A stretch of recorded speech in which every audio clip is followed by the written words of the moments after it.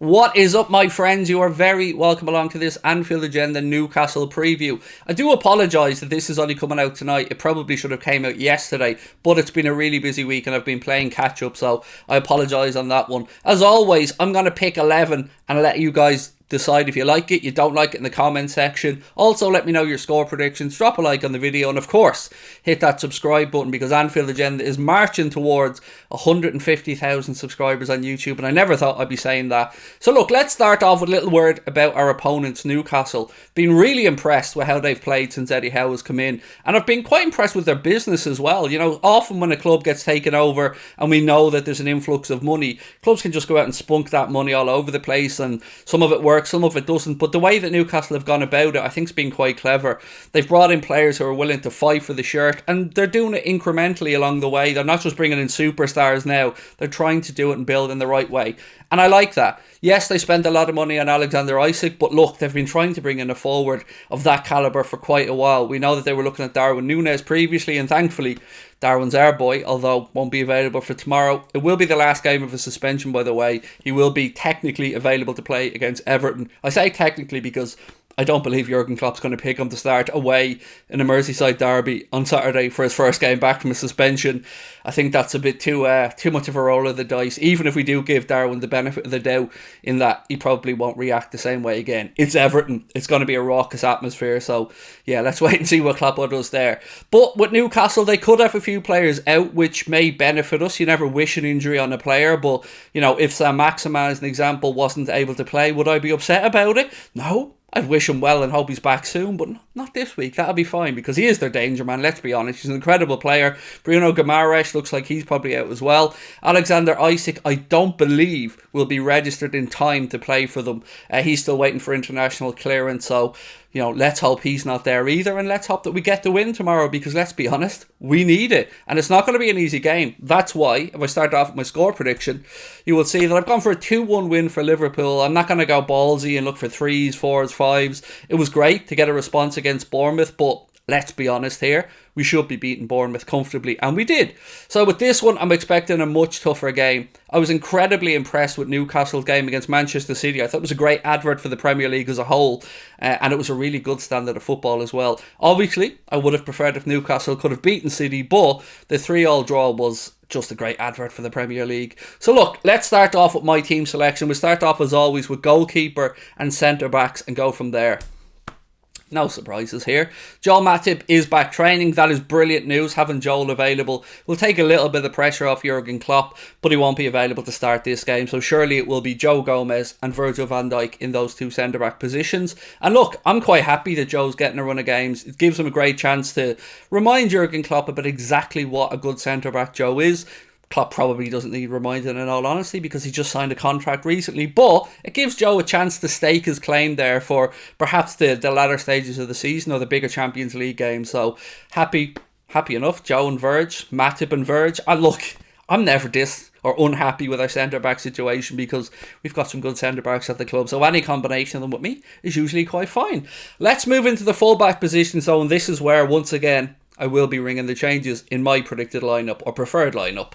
So I'd like Costas to play at left back. No surprises there. I do think Andy Robertson could do with rotation, let's put it that way. I don't like to use the word drop or anything like that, but I have to be honest here. I wonder, have we seen the best of Andy Robertson already at Liverpool Football Club? And if we have, that's fine. Robbo's still going to be a great player to have in and around the squad, but we signed him for £8.5 million. I think we've already got our money's worth there. So if we've seen peak Andy Robertson, I'm okay with that. I hope we haven't, but I do like the idea of Costas starting this one. He's a much more attack-minded fullback, as I'm sure you're well aware. And I'd like to see him given a chance because I like Costas. It baffles me still to this day. He didn't get a run out in the Champions League final when we were chasing the game.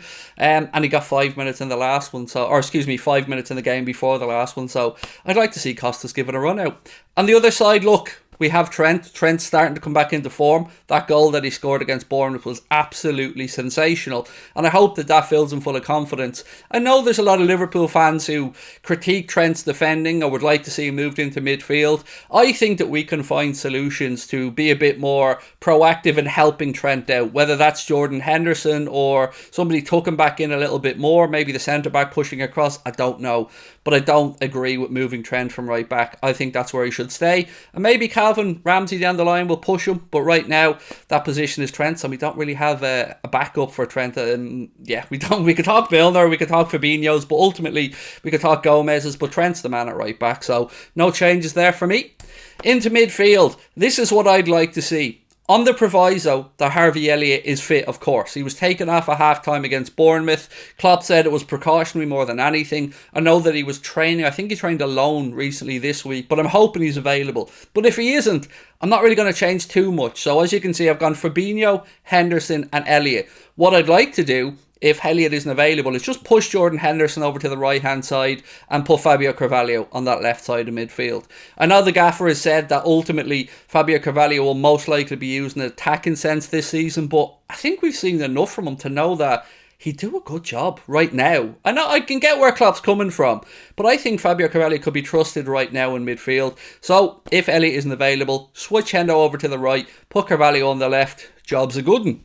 Now we move up to the forward line. And again, there's not going to be many surprises here because we don't really have any options. Diogo Jota is close. I think he's a few days away from returning to training. Darwin, this is the last game of his 3-match suspension for that stupid red card that he picked up. So Mohamed Salah on the right, Lucho Diaz on the left. And I'm backing Diaz to score again in this one. We've asked him to score some more goals this season. We've asked him to chip in with a few, and he started really well, so no problems there.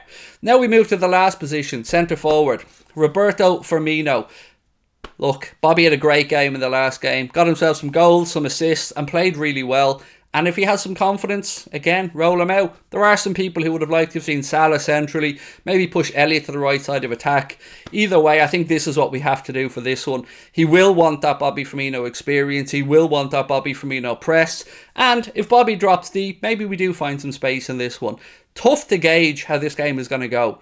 I think it will be a difficult one no matter what Newcastle put out, what team they have available, because they are very well coached and they look like a completely different team to the one before Eddie Howe came in. So yeah, I'm expecting a difficult night at Anfield, but I'm always confident when the Reds are at home under the lights. Some of the refereeing decisions, by the way, in the Premier League so far this season have been beyond ludicrous. I'm sure that you're aware of them, but I will never, as long as I watch football, not understand how Cucurella having his hair pulled and dragged to the ground wasn't a red card, or how Haaland's high foot wasn't at least a yellow card. Some of these things just leave me baffled. Now, I do agree that Haaland's high foot isn't comparable with Mane's one, because Mane had both feet off the ground and was completely reckless. So, yeah, seeing a few comparisons of that floating around, and I wouldn't agree. But this is the 11. So I'm going for Alisson, Trent, Costas, Van Dijk, Gomez, Fabinho, Henderson and Elliott, with Salah, Diaz and Firmino up top, and Liverpool to win 2-1. I don't really care what the score is, in all honesty. I just want Liverpool to pick up another 3 points and start to build a bit of momentum in this league campaign. We will, of course, be live on the Anfield Agenda Twitch channel from 7 PM tomorrow night for a watch-along. I'll take you through the game, and then Mr. Paddy Murphy will be live with an hour-long match reaction as well. Talk to you then. Have a good evening. Bye-bye.